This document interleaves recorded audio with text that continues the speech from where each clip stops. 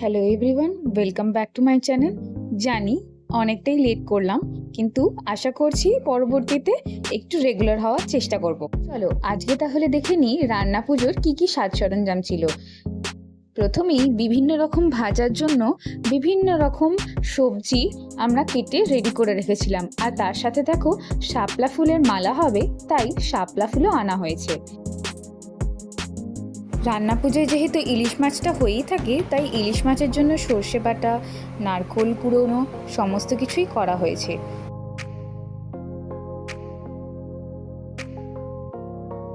দেখো এখানে শাশুড়ি মা আস্তে আস্তে সমস্ত সবজিগুলো ভিজে নিচ্ছেন। এদিকে খেসারি, মটর আর ছোলার ডালের একটা ডাল হয়ে গেছে।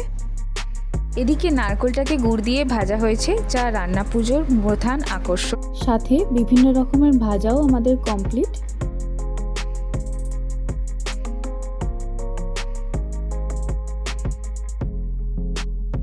দেখিনি শাপলা ফুলের মালা কিভাবে করতে হয়। এখানে শ্বশুরমশাই মালাটা তৈরি করছেন।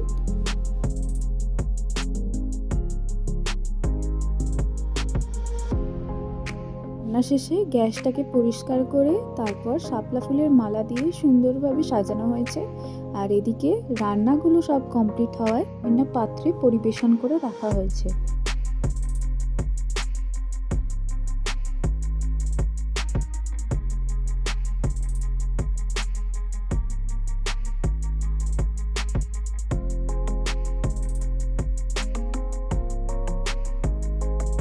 ব্লগটা কেমন লাগলো অবশ্যই কমেন্ট করে জানিও।